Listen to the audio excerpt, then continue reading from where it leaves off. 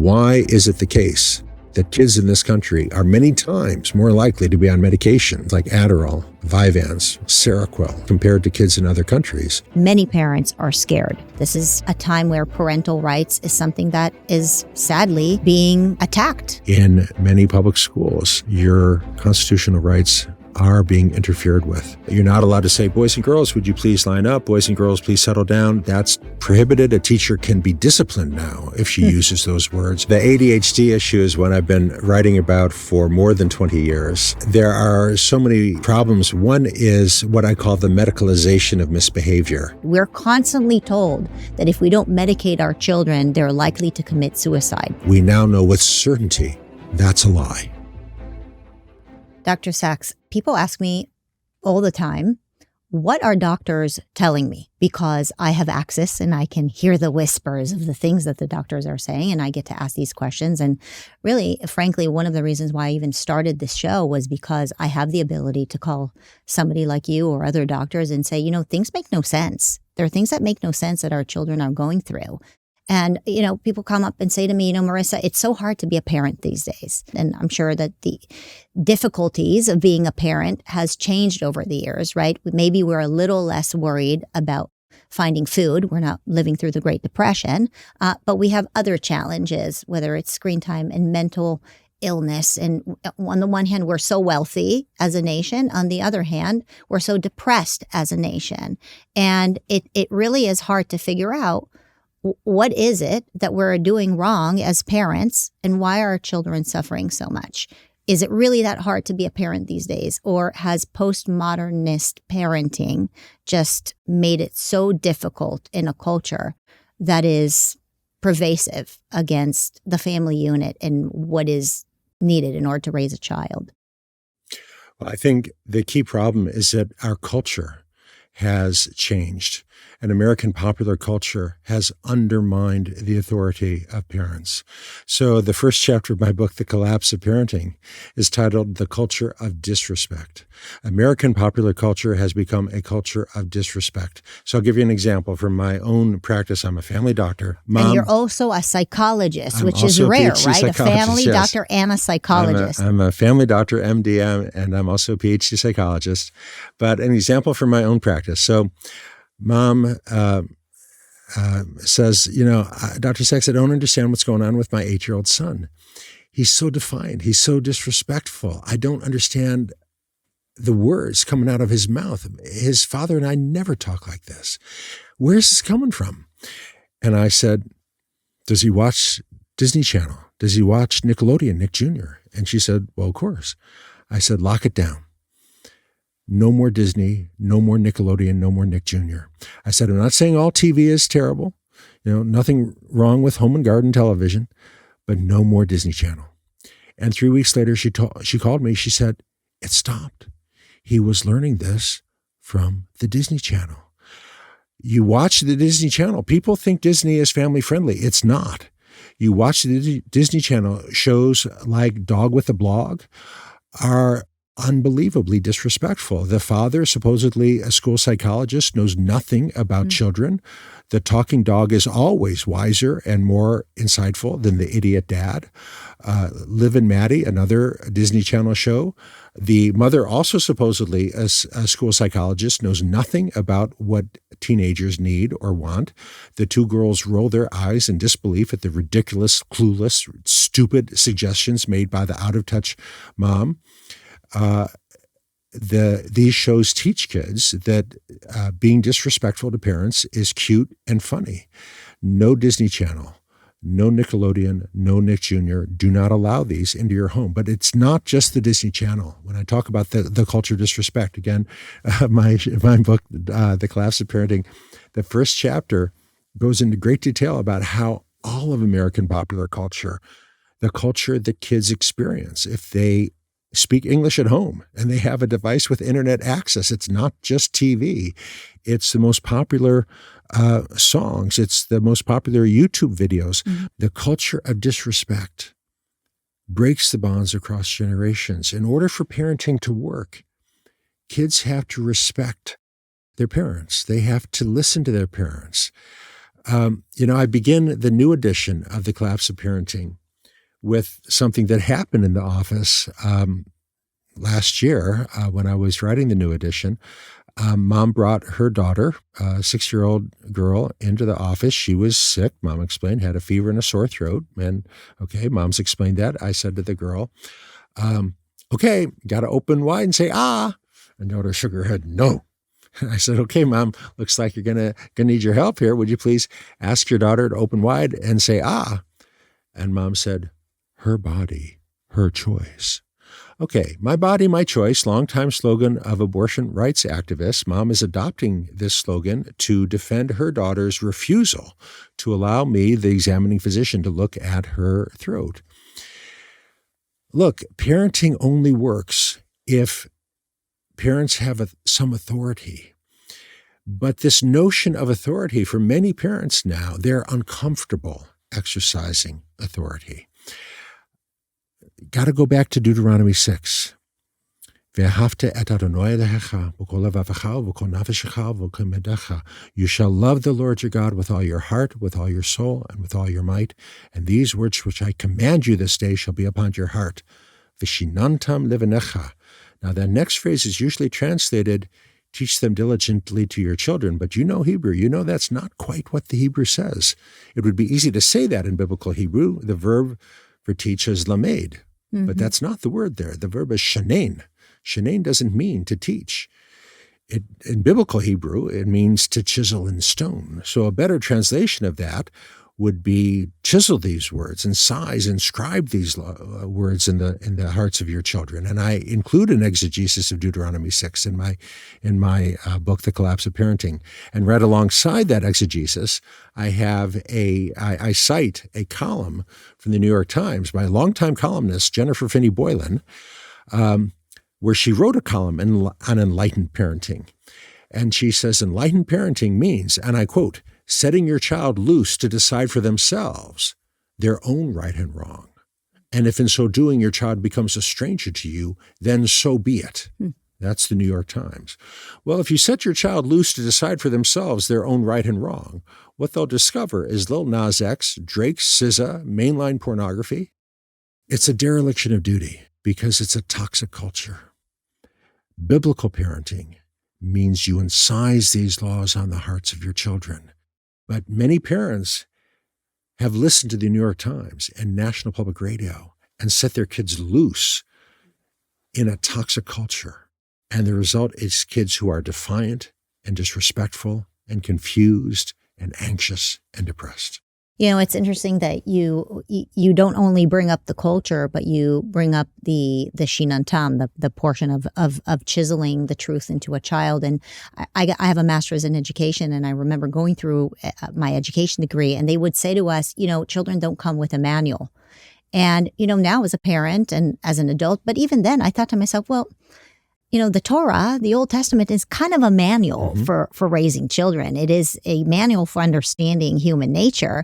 It's just this, again, postmodernist approach that the youngest are the ones who are the wisest, who know everything, and there's nothing to learn from the past. And so, you talk about this culture of disrespect, and so much of it is being taught through Nickelodeon and frankly, even NPR. Do you know that when I was getting my degree in education, they would tell us teachers that we need to listen to NPR every morning in order to know the truth? That's what they would teach us. And then here you are, a practicing physician who brings up companies like NPR as a warning, something that we should actually not listen to, because it would teach parents and adults that the child knows best, right? The child could pick their own gender. The child could pick what they want for breakfast. If they want to eat Skittles and M&Ms for breakfast, maybe that's okay. It's mind-boggling and it's absolutely silly. But why do you think this is happening? Why would NPR and Nickelodeon, why are they making shows that we all know are bad for our kids? Yeah. When people ask me, what do I mean by the collapse of parenting? They often think I'm blaming the parents. I'm not blaming the parents. I'm blaming the culture. The culture has changed. It's become a toxic culture. And you're asking why. Yeah. So I think we have to look a little bit at American history, and I look especially at this interval between roughly 1972 to 1997. It's really interesting if you actually go back and watch a press conference from the 1950s or the 1960s. The reporters were so respectful. When you look at a press conference with President Eisenhower or even President Kennedy, it's almost like they're bowing to the president. Mr. President, if you would be so kind, like they're treating him like royalty. In 1973, President Nixon said, "I am not a crook." In 1997, Bill Clinton said, "I did not have sex with that woman." They were lying to us. In 1964, Gallup polled the American people, and the American people, more than 80% of Americans said you can trust the government to do the right thing all the time or almost all the time. It's incredible. Today, more than 80% of Americans said you cannot trust the government to do the right thing. The concept of authority, the concept of trusting people in power to do the right thing is gone. Well, they lost our trust. And they lost our trust. And I'm not asking people to trust the government. I'm not. But the problem is, when we lost trust in the government, we lost trust in authority. And the concept of trusting authority took with it trust in parents. And the problem is, when you lose trust in the concept of parenting, you lose something very important. Because parents have a unique responsibility. Parents have to teach right and wrong. And kids are living in a culture of you do you, whatever floats your boat. If it feels right, do it. And unfortunately, many parents now teach right and wrong in the same way. And they will literally say to their kids, I personally wouldn't cheat on a test, but, hey, that's just me. You do you, whatever floats your boat. And there has been an explosion in cheating over the last 20 years, which I document in my book, The Collapse of Parenting. If you're going to teach your kids not to cheat, you have to teach that there is such a thing as right and wrong. And you have to do the right thing because that's the right thing to do. In order to teach that, you have to teach from a position of authority. How do you do that? It's very difficult to do that if you haven't taught your kids that parents have authority. If you don't have a moral framework, you have to ideally have a moral framework. So I urge parents, you must establish a moral framework. You must establish a firm foundation, and you must assert your authority. Otherwise, your kids are going to be drifting and your kids will be at risk. And this is for the sake of your kids. So, for example, there's a chapter in my book on overweight. In 1971, 4% of American kids were obese. Today, more than 20% of American kids were obese. Now, there are multiple factors driving that, all of which I go into. It's a lengthy chapter, and it's a detailed chapter with many scholarly references. But why did this happen? One big reason this happened is because in 1971, American parents told their kids what's for supper, and today American parents ask their kids what's for supper. I was speaking to parents in Chappaqua, New York, which is an affluent suburb of New York City. And after my talk, husband and wife came down, and they told me how they made a healthy, nutritious supper for their kids. And their kids looked at their supper and said, "Yuck, we don't want to eat that. Let's just order pizza."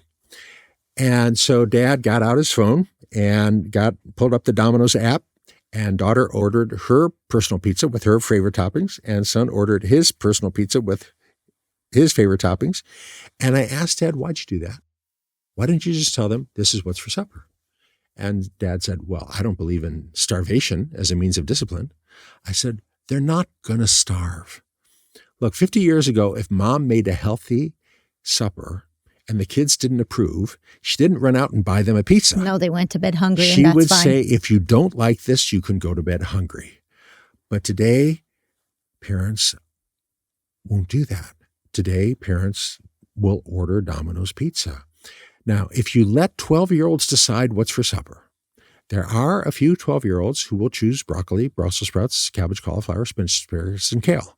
But there are many more 12-year-olds who will choose pizza, French fries, potato chips, and ice cream. If you let kids decide what's for supper, you're going to get a lot of fat kids. That is one of several reasons why there are many more fat kids today, because parents have abdicated their authority. What is childhood for? What is the point? Humans are maturing for more years than most animals live. Why? We don't have to wonder. We have scholars like Dr. Melvin Konner at Emory who has devoted his career to addressing this question and wrote a tome, 800 pages, Oxford University Press, titled The Evolution of Childhood, looking at development in our species and comparing it with development in all these other species, mostly other primates, addressing the question, why? Why does it take so many years? Why is childhood and adolescence so long in our species?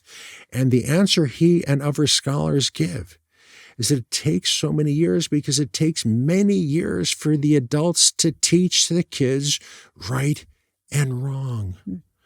Setting your kid loose to discover for himself his own right and wrong is not only an abdication of responsibility, it's profoundly unhuman. It's not in our DNA. It's not what we're programmed to do. Inscribe these laws in your hearts of the children. That's biblical parenting, and it is evidence-based parenting. That's common sense.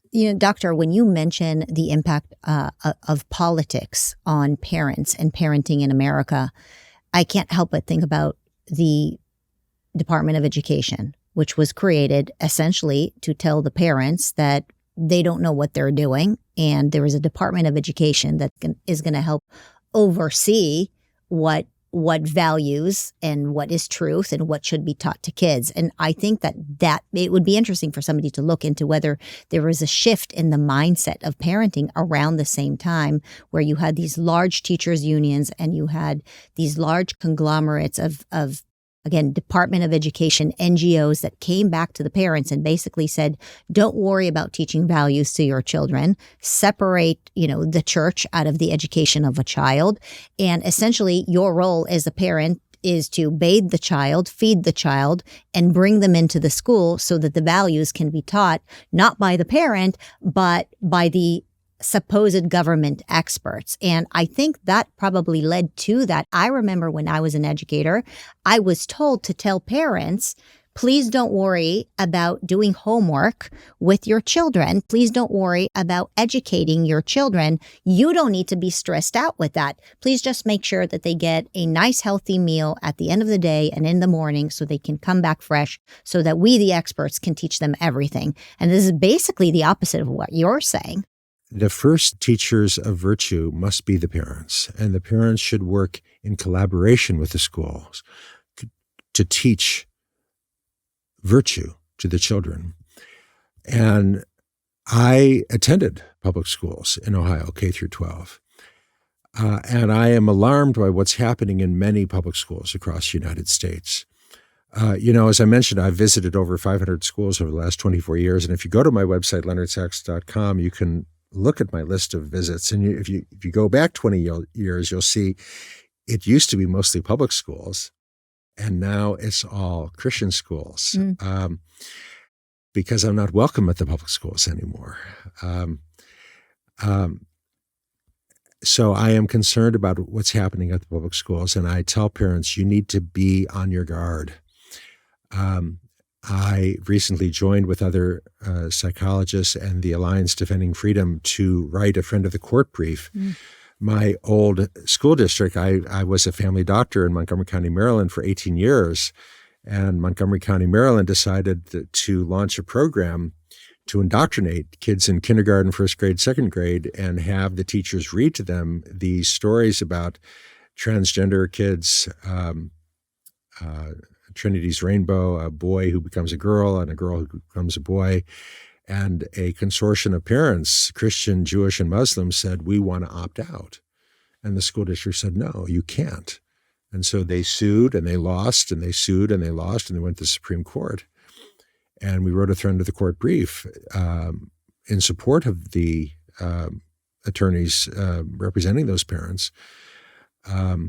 And the Supreme Court heard their case in April and then recently ruled in favor of the parents. Saying, yeah, this is the Mahmoud versus Taylor. Yes. Saying, yeah. And again, it's common sense. The Bill of Rights and the Constitution gives parents a right to free expression of their religion.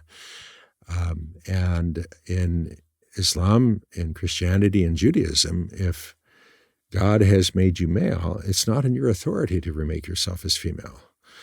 And the school district, by contradicting that, is basically interfering with the parents' constitutional right of free expression of their religion.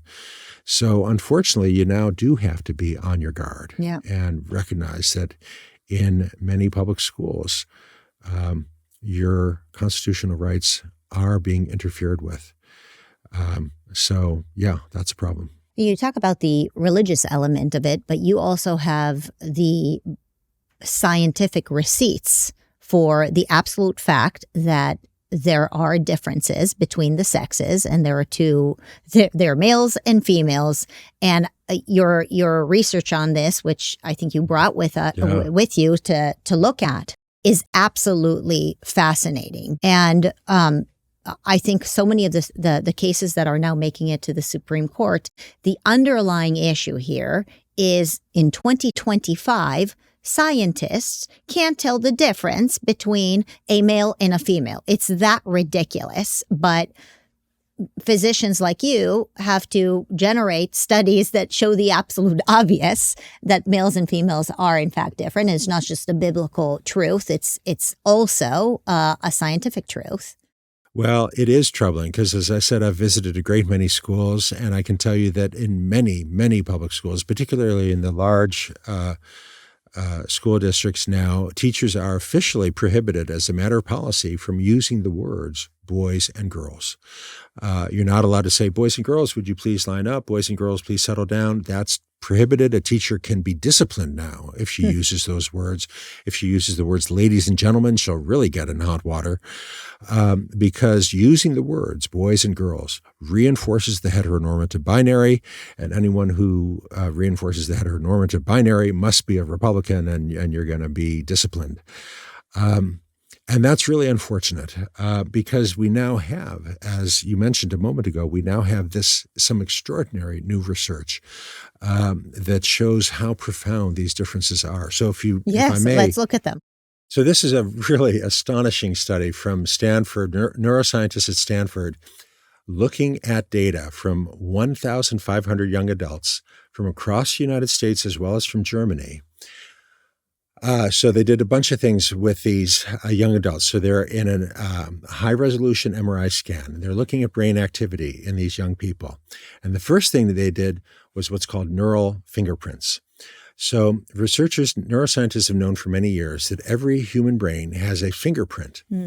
So what they mean by a fingerprint is when you're just sitting, not doing anything, your brain doesn't shut off. You're thinking about what you've done, what you're going to do, where you've been, where you're going to be.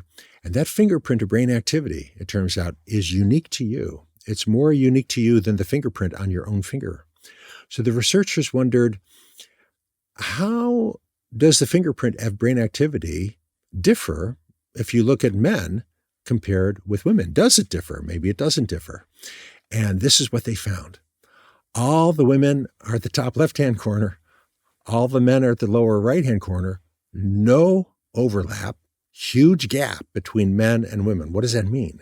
What that means is that whatever's going on in the brains of women at rest is completely different from what's going on in the brains of men at rest, with no overlap between the two. But they didn't stop. I'm imagining what the men are thinking about. Well, we don't know, but they went further. They didn't stop there. With all this high-resolution analysis that they were able to do, they were able to determine by analyzing brain structure and brain function, they were able, looking at the men roughly 750 men from across the United States and Germany. They were able to determine, just by looking at the brain structure and function, they could predict cognitive functions such as intelligence with high accuracy. But that model, and I'm now showing you that some of the graph from their chart, the graph on the left shows the graph among the men, showing that they could predict very accurately the cognitive functions such as intelligence among the men. But the male model applied to the women doesn't apply at all. And likewise, among the women, what that tells you is that the brain structure and function that determines intelligence among men is completely different from the brain structures and functions that determine intelligence among women, and vice versa. How does this impact people who are saying, well, maybe somebody is transgender or they identify as a female or a male? Where do they fit into any one of, is it what you're born at birth, basically? I would argue that this research completely undermines that argument. This research shows that sex is binary. You are male or you are female. Now, you need to distinguish between sex and gender. Sex and gender are two very different things. Sex is you are either male or female, with the very rare exception of intersex individuals. There is something called intersex, which is very rare, less than 2 in 10,000 individuals. In a sample of 1,500, you may not have had a single intersex individual. So an intersex individual, for example, might be an XXXY chimera, an individual who's a fusion of half XX and half XY. That particular anomaly occurs with a frequency of about 1 in 2 million live births in our species. But with the exception of intersex individuals, every human is either XX or XY. So you're either male or female, but gender is masculine or feminine. And we're all a mix of masculine and feminine traits. So, for example, I love to shop for groceries. I get a big kick out of it, and I love grocery shopping. I could spend 3 hours in the grocery store. My wife hates to shop for groceries. If we relied on her, we would starve. I don't know how to fix our lawn tractor. I don't do it, and I wouldn't know how. I was raised by a single mom. My wife's late father was a mechanic, and she's very adept at fixing the lawn tractor. So in some respects, she's more masculine than I am. We're all a mix of masculine and feminine, and that's fine. Gender is complicated, and that's okay. We're all a mix of masculine and feminine. Some boys love to dance ballet. Some girls want to be fighter pilots. That's fine. We're all a mix of masculine and feminine, but we are all either male or female. So again, there's a lot of confusion out there. I was recently counseling a young man who happens to love ballet and is convinced that he is a woman and wants to transition. He's not. He's a gender atypical boy. He's a feminine boy. He is confused because he's immersed in a toxic culture and he's fallen in with some very confusing people. But he's not a woman. He is a gender atypical boy. So unfortunately, we've got a very toxic culture now that are leading a lot of these kids astray. So again, this study got a lot of attention. And again, the left of center people who insist that gender is just a social construct responded, and they said, well, all the subjects in that study were 20 to 35 years of age. This is the Butler feminist study. Yes. The respondents to that, the people who responded to that study said they're all 20 years of age or older. They've had 20 years of being subjected to the heteronormative patriarchy, the toxic patriarchy. So that just proves that this sexist patriarchy warps your brain. Well, I respond to them that we have other studies where they looked at women in the 3rd trimester of pregnancy and did high-resolution MRI scans of the baby in the mother's womb. And on the left, you see rich connections in the brains of the female baby that you don't see at all in the brains of the male baby. And you see rich connections on the right in the brains of the male baby that you don't see in the brains of the female baby. This is in the 3rd trimester of pregnancy before the baby is even born. And what these studies show us is that male and female are not merely social constructs. They are biological realities. As a family physician, I imagine that you see many people with all of this confusion, including the gender confusion where they want to go on medication, right? I can't even tell you how many children I know in Los Angeles who are taking puberty blockers, all kinds of medications, in addition to the other types of medications that children are prescribed these days for anxiety. And it is mind-boggling to me and very concerning to me, the long-term impact while they're growing up, going through puberty and taking all these meds. And what is the warning to parents? So many physicians are telling them, well, it's not a big deal, just have them try it for a few years and see how they do. Well, I think those physicians are very unwise. We're learning more and more about the dangers of puberty blockers on fertility, on bone health. But we're also learning that all these countries across Europe are banning them for children under 18. In the United Kingdom, Dr. Hilary Cass was commissioned by the United Kingdom to conduct a multi-year study, and she did. And she and her colleagues looked at every study published in every country. And last year they said, stop. The evidence does not support the use of these medications. A medical approach using puberty blockers is not supported by the evidence. And her work was so comprehensive that the National Health Service in the United Kingdom immediately said, all right, we're done. There will be no more use of these medications in children under 18. We're shutting down the gender clinics. It's done. Mm-hmm. And I think the United States is now an outlier. Western Europe and the United Kingdom have said, no, we're not doing this anymore. And now the United States is basically alone among Western countries in continuing to experiment on children when Sweden and Denmark have stopped, which is really strange. It's scary. It's unwise. And there is now so much evidence, and it's happened so quickly. I started a medical practice, a family practice in Montgomery County, Maryland in 1990 from nothing, from scratch. And we went from 0 to 7,000 patients. And I knew my patients well, and they confided in me. And we had many gay patients. We had many lesbian patients. How many transgender patients did we have? None. 0. Not one. As of 2008, we had none. This was not a thing.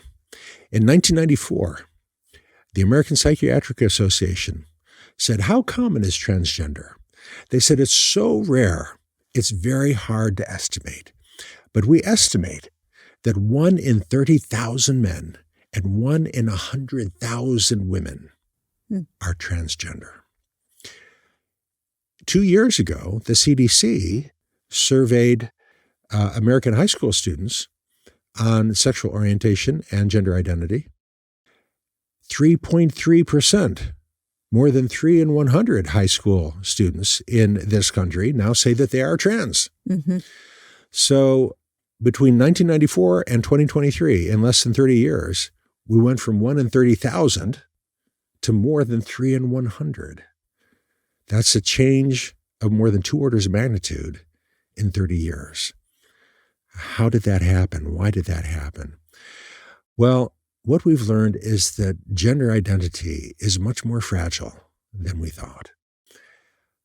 And that's a surprise. That's a surprise. So I wrote a book called Why Gender Matters back in 2005, first edition published in 2005 by Doubleday.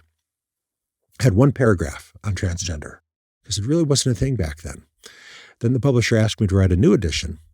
And the new edition has 12 chapters, the last 4 of which are gender nonconforming, lesbian, gay, bisexual, transgender, and a deep dive into this question of why did it become so much more common? It became so much more common because we dropped the ball. We failed to teach boys to become men and girls to become women. We set them loose in a toxic culture that is teaching all the wrong things, where it's cool for boys to be girls and girls to be boys, to break the boundaries. So again, I was consulted about a girl who was depressed and saw a TikTok video that said, only girls are depressed. If you transition to being a boy, you won't be depressed. And she told her parents that she wanted to transition to being a boy. And they consulted me, and I said, I know that your daughter is not trans. How did I know this? Let me share with you a few more slides to tell you how I could be so certain. So neuroscientists have known for many decades, for more than 40 years now, that there are two visual systems in the brains of all higher mammals, including humans. One visual system is looking for what? What is its color? What is its texture? The other visual system is looking for where. Where is it going? How fast is it moving? Is it colliding into something? I'm not going to go into the anatomy too much, but this is really relevant for parents, because if you give your kid a blank piece of paper and a box of crayons, and your kid's 5, 6, 7, 8 years of age, what do they draw? Girls draw people, pets, flowers, and trees. And this is true of every girl, including a girl who hates dolls and would rather play with a basketball. She's still drawing a girl with a basketball. But most boys don't draw people, pets, flowers, or trees. Most boys try to draw a scene of action. Human figures, if present, are stick figures, lacking eyes, mouth, hair, and clothes. It's not a well-organized two-dimensional picture on a horizontal ground. This is another boy's picture. This is another tank. Yes. Are these boys getting kicked out of school? Well, sometimes they are. I try to speak to the teachers when I can and explain that this boy, who I know well, actually another patient of mine, this boy is a very loving, kind, sweet boy who's never hurt anybody. So this finding is robust. It doesn't matter if we're talking about a Japanese girl in Japan or an American girl in the United States. Girls everywhere draw people, pets, flowers, and trees. And Jerry and Alexander, her colleagues at Yale, have shown that the P system, the system that has color, detail, and texture, predominates in females. Incidentally, not just in humans, but also in chimpanzees and monkeys. Whereas the M system, the system looking for speed and collision, predominates in males. And this helps to explain the differences in the pictures that they draw, as well as the fact that when you give monkeys a choice of playing with dolls or trucks, the girl monkeys prefer to play with dolls. The boy monkeys greatly prefer to play with trucks. So these differences are robust across species. But going back to this girl, this is a girl who always loved to play with dolls throughout her childhood, always insisted on dressing as a princess for Halloween, wanted to be a fashion designer. Then at age 14, there was a family stress. She saw that TikTok video that said that only girls are depressed, boys aren't depressed. And she decided she wanted to transition to being a boy. But her parents showed me the pictures she had drawn. This is one of her pictures. And here's another of the pictures that she has drawn. That's a girl's picture. And I could tell the parents with great confidence, she's not a boy. She's a girl. So what ended up happening with her? I could tell her with great confidence, she is mistaken. She's not trans. She's depressed. The correct diagnosis here is adjustment disorder and depression. Allowing her to transition to the male role is not in her best interest. She's mistaken. She's confused. 14-year-olds are often mistaken and confused. That's not unusual. And she should not transition. She should get good therapy. She should probably be on an antidepressant medication, but she should not transition to the male role. Putting her on testosterone is the last thing she needs. She needs consultation, psychotherapy, and antidepressant medication. She doesn't need testosterone. So, doctor, I I'm going to close this because maybe we can talk a little bit about medication. It's something I happen to be, very concerned about. I can't tell you how many kids I know are on antidepressants. It's not just the gender puberty blockers and all kinds of stuff like that. It's the bipolar medication. It's the anti-anxiety medication. You wrote a book. We were talking about this earlier. I want to actually grab your books back again because I think there's so much interesting stuff in here.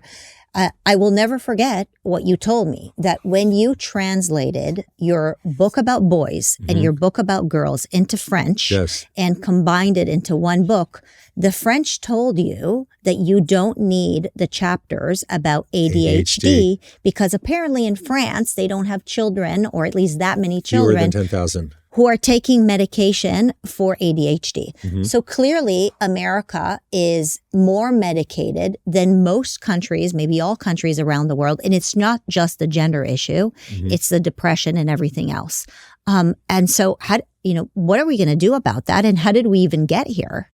Absolutely. So the ADHD issue is one I've been writing about for more than 20 years. And there are so many problems with that. One is what I call the medicalization of misbehavior.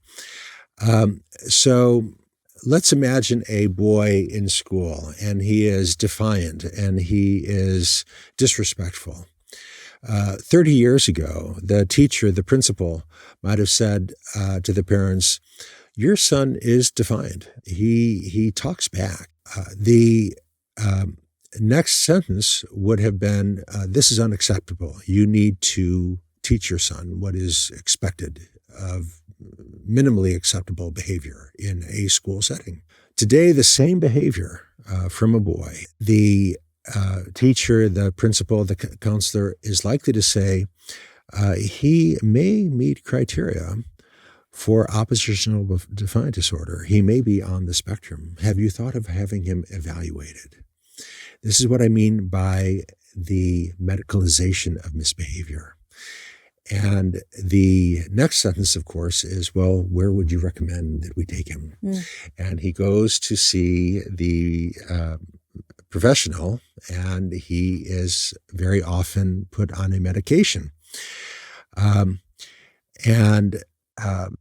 the result is a generation of kids who are being medicated.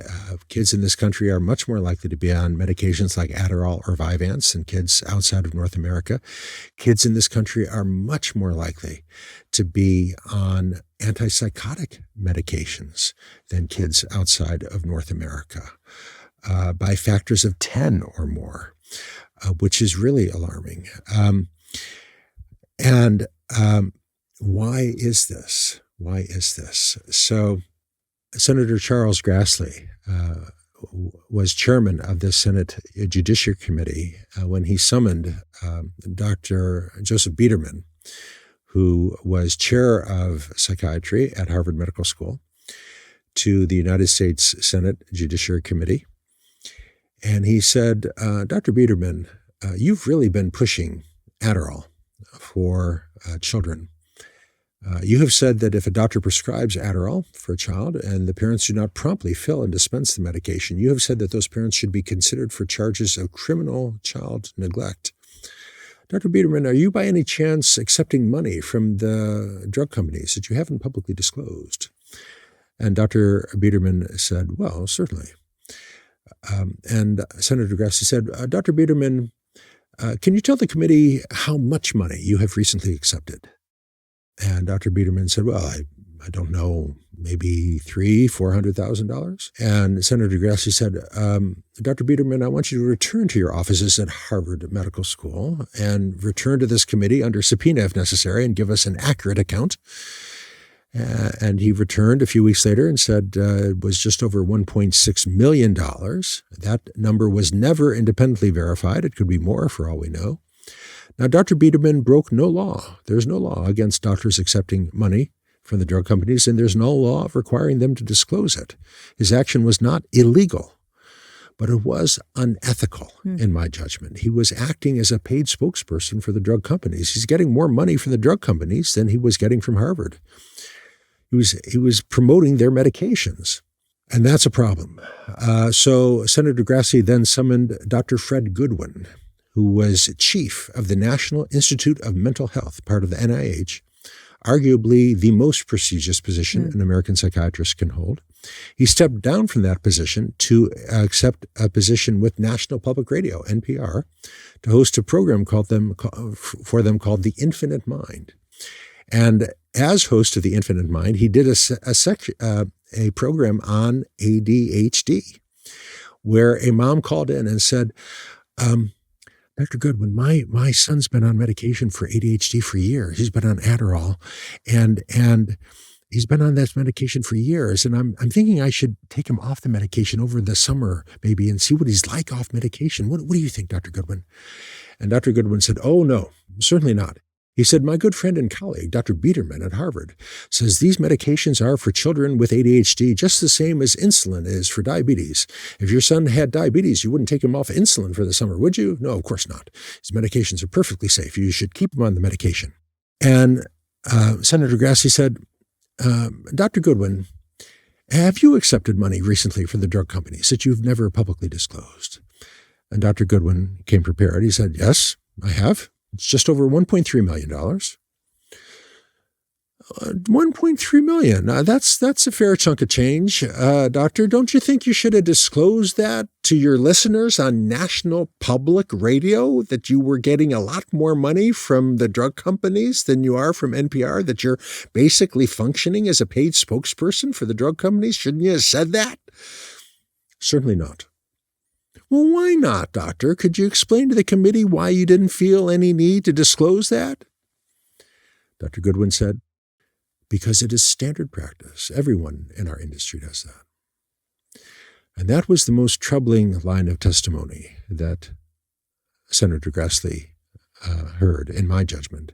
Here's Dr. Goodwin, one of the most renowned and distinguished leaders of psychiatry in the United States, telling us it is standard practice for all the leaders in his field to take millions of dollars from the drug companies and not to tell us. Why is it the case that kids in this country are many times more likely to be on medications like Adderall, Vyvanse, Risperdal, Seroquel, Zyprexa, compared to kids in other countries? Well, it's because the leaders of child psychiatry in this country and not elsewhere are pushing these medications. Why are kids in this country more likely to be on medications compared with other countries? Because in this country and not elsewhere, medication is the first resort. In this country and not outside of North America, doctors will say, well, let's try Vyvanse and Adderall and see if it helps. So I spoke at Harvard University at a conference titled Learning and the Brain. And I would love to tell you that my presentation was the buzz of the conference. It was on why gender matters, but it wasn't. The presentation everybody was really excited about was a presentation by Dr. John Gabrielli. Dr. Gabrielli somehow got permission to give powerful stimulant medication to normal kids and to withhold stimulant medication like Adderall and Vyvanse, to withhold medication from kids with severe ADD, and then studied the ability of kids to learn on and off stimulant medication like They're Adderall. just experimenting on children? Yes. He got permission to do this. Where are the parents? He got permission to do this. Now, other researchers have told me they tried to get permission and permission was denied. Dr. Gabrielli got permission. We can argue about whether that was ethical, but he got permission to do it. And he found that medication helps normal kids more than it helps kids with ADD. What does that mean? It's a tremendously important finding. So many times parents have come to me and they've got the Connor scale from the school and the kid's off the chart, not paying attention in class. But because I'm both a psychologist and a family doctor, I'm comfortable doing the evaluation, which many family doctors and pediatricians are not, but I am. So I'll do the evaluation. And I'll say, look, your kid doesn't meet criteria. Your kid does not meet criteria for ADHD. And the parents will say, yeah, but the other doctor prescribed the Vyvanse and it was so helpful. The parents are interpreting the response to medication as though the response to medication has some diagnostic significance. The medication was prescribed for ADHD. It was very helpful. Therefore, the kid must have ADHD, right? Bzz, wrong. Right. Dr. Gabrielli's study, and others like it, shows that these medications help normal kids as much or more than they help kids with ADHD. So I'll give you another example from my own practice. So another boy, middle school boy, off the chart on the Connor scale. Connor scale is just a form that the teacher fills out. Is this kid paying attention, somewhat not paying attention, not at all paying attention? He's off the chart. He's not paying attention in any class. He goes to psychiatrist. Psychiatrist looks at the form. He's not paying attention in any class. Says, well, let's try Vyvanse and see if it helps. It's tremendously helpful, and he's doing much better. But now he's got palpitations. He's got no appetite. So parents see something I wrote in the New York Times about the dangers of the medication, so they bring him to me for a second opinion. And I do a more careful sleep history. I say to mom, is your son getting plenty of sleep? She says, oh yeah, we make sure he's in his bedroom every night at 9 o'clock at night. I say to the boy, do you have a video game console in your bedroom? He says, of course. Doesn't everybody? I say, were you playing last night? He said, of course. When did you finish? 1:30, 2. Mom's like, you were playing video game at 2 a.m. last night? So he's playing video game past 1:30 in the morning. He's trying to wake up at 6. He's getting less than 5 hours sleep a night. He's sleep deprived. Sleep deprivation perfectly mimics ADHD of the inattentive variety. There is no Connor scale, there's no Vanderbilt interview that can distinguish between inattention due to sleep deprivation from inattention that's due to true ADHD. What's Adderall? What's Vyvanse? They're amphetamines. They're speed. They will compensate for the sleep deprivation. But the appropriate remedy for sleep deprivation is sleep. Not Schedule II amphetamines. So I say to mom, you got to get the video game console out of the bedroom. No more video games in the bedroom. No phones in the bedroom.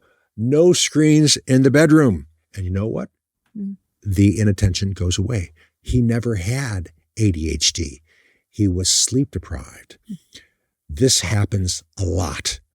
What do you think are the long-term effects on a child growing up with antidepressants? Yeah. So I can speak to other medical professionals, and I have done, about the treatment of depression. I have many concerns about SSRIs, and I think they should not be the first choice. I recommend trazodone as a first choice. I think trazodone is underutilized. It is the safest of the antidepressants. It is less habit forming. It's the easiest to get off of. I do not, as a rule, as a family physician, prescribe antidepressants before puberty is pretty complete. I don't prescribe antidepressants to prepubescent children. You know, these are one of the things that keeps running through my mind is how hard it is to find health practitioners that we can trust. And that we can really lean on. And you know what I keep saying to all the doctors that come on the show is, for those who are brave enough to speak the truth and go against the culture, the narrative, the pharmaceuticals, they're sadly few and far between. And so what advice would you give to a parent who is scared? Many parents are scared. They're scared to hear that their child could commit suicide if they're not given the puberty blockers.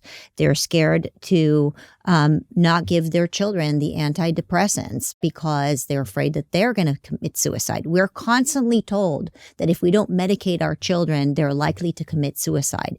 And parents are getting confused and they're scared, and we don't even know who to trust anymore. Okay. Well, let me address each of your comments there, because each of them require a response. Would you rather have a live son or a dead daughter?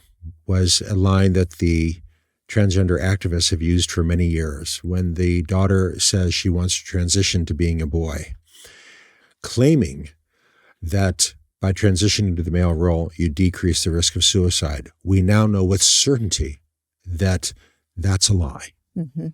Transitioning to the male role does not decrease the risk of suicide. It doesn't. We know this. So that's simply a lie, pure and simple. And this came out very dramatically this past December when the ACLU attorney, Chase Strangio, was arguing this case, the Skermetti case, at the Supreme Court, and came very close to making this claim. And Justice Samuel Alito had done his homework and asked him point blank and confronted the ACLU attorney, Chase Strangio. And he had to acknowledge the truth, which is that there is no evidence to support the claim that transitioning decreases the risk of suicide. So I would say to parents, if anyone ever claims that a child or teen who thinks they're trans has to transition to decrease the risk of suicide, you can tell them there's no evidence to support that. And as a family doctor, I have seen these unfortunate individuals who have been sucked into this rabbit hole and have transitioned, and it doesn't help. And it's a mess. Yeah. There's no easy fix. So your second point was antidepressant medication. I want to say a word in defense of other doctors. Speaking as a medical doctor, we medical doctors live in fear of you, the patients, that you're going to post a bad review. And we are trying really hard to please you because nasty reviews can really hurt us. Mm. So you have to shop around a little bit. You have to find someone who will listen, who will not just try to get rid of you by writing a quick prescription. Mm-hmm. There are good doctors out there, but you might have to shop around a little bit. Yeah, it's a very fair point. I think that people think that when they go to a doctor, they always have to walk out with a prescription. It's what we've been sold. My kid has an ear infection. I go to a pediatrician. I think I'm supposed to come out with something because I waited in line and I paid for it. And you're right. We have created a consumer market for medication, right? The parent is going to the pediatrician or to the physician and says, fix my child. He won't sit still and he's not getting great grades in school. And therefore you need to give me something to fix him right away, to mute him, as opposed to changing the entire conversation. And I do think that America is waking up. I do think parents are waking up. I do think many parents are now going to physicians and saying, wait a second, what can I do before you prescribe me something? Talk to my child. Let's talk together. Let's talk about their diet. Let's talk about their sleep. Let's talk about their habits. And I think that if more people listen to physicians like you who are willing to work with parents like us, who are basically saying, sometimes you need medication, but it should not be the first resort. It should be the last resort. And let's try to work together to help the child. It also gets back to what we were talking about earlier, the medicalization of misbehavior. So suppose your child is on the autism spectrum, and that's a real thing. There is no medication that's going. Never use a diagnosis as an excuse. So your child is disciplined and the parent is upset and says, my child's on the spectrum. He can't help it. And I say to that parent, never use a diagnosis as an excuse. I understand that Jake is on the spectrum. And that's true. He is on the spectrum. That means you're going to have to work that much harder to explain to him that he does have to listen, that he does have to play by the rules, because self-control is required. Self-control does predict good outcomes for all adults down the road. And that's going to be true for Jake just as it's true for everybody else. And it's going to be harder for him than it is for other kids. But that doesn't excuse him. That doesn't let him off the hook. It means it's going to be harder for him. And you have to work with the school. The school's not your enemy. You have to work with the school. You have to be in partnership with the school to help Jake to learn the rules. I'll end with this, something that I learned from your book about parenting, and that is that being too strict is not going to backfire. I agree about that when it comes to parenting. I'm a pretty strict parent, and I think you need to give a child love and boundaries is really important. And I think that the same should be applied to physicians. Being strict should not backfire, right? You got to stand with the truth and stick to the truth, even if it is against the culture, even if it means that you're pushing back against what people don't want. you're in a position where you took an oath to protect us. And that means that you need to be strict even when we push against you as a physician. And as parents, when our children push against us, they're just doing their job. That's their job as a child, to push against us. And our job as a parent is to show them the boundaries during those years that we're forming their identity and forming their character and forming their vision and view of life. And if we're not strict with them, what's really going to backfire is that they're going to just be set loose in a challenging world that does require a very deep understanding of human nature. Well, Diana Baumrind, speaking of strict parenting, Diana Baumrind was the great pioneer of parenting research. Before Diana Baumrind, the gurus of parenting were people like Dr. Benjamin Spock, who were basically sharing anecdotes from their experiences as pediatricians. But Diana Baumrind was the first pioneer of parenting research. And she and her colleagues would go into homes and spend dozens of hours over weeks just observing parents and seeing how they parented. And she and her colleagues created the terms, authoritative parenting, authoritarian parenting, permissive parenting, and then followed these kids over decades to see what are the outcomes. And they found if parents are too strict, authoritarian, and they're beating the kids and spanking the kids, authoritarian parents, those kids end up being criminals. They are incapable of sustaining romantic relationships because they never received love. They can't give love. The permissive parents, who are very loving, but they don't enforce the rules, they're permissive. Those kids end up being anxious, depressed. They have terrible credit ratings. They don't pay off their loans. No boundaries. No boundaries. The best parents are the authoritative parents who are both strict and loving. Love and boundaries. Yes, love and boundaries, exactly. The best parents are the authoritative parents who are both strict and loving. And by the year 2000, she had just so much evidence and so much data over decades of research. Everybody agreed the best parents are authoritative parents, no arguments. But in the years before her death in 2018, she herself wrote that American parents have become confused. They now mistakenly think you have to choose between being strict or loving. Love or boundaries. They don't realize the best parents are both strict and loving. And that's the point I try to make in the new edition of The Collapse of Parenting, that the best parents are both strict and loving. You've got to learn from Diana Baumrind. I love that book. I love your book, The Collapse of Parenting. I recommend it. I think for anybody who comes up to me and says, wow, it's so hard to be a parent, I say, just read Dr. Sax's book. I think it's just going to clarify a lot of the things that are in your gut already, but make total sense. And it does take a little bit of courage to go against the herd. But that's what parenting is about, having courage to do the right thing for our children. Thank you. Thank you, doctor. It was great having you on. Thank you.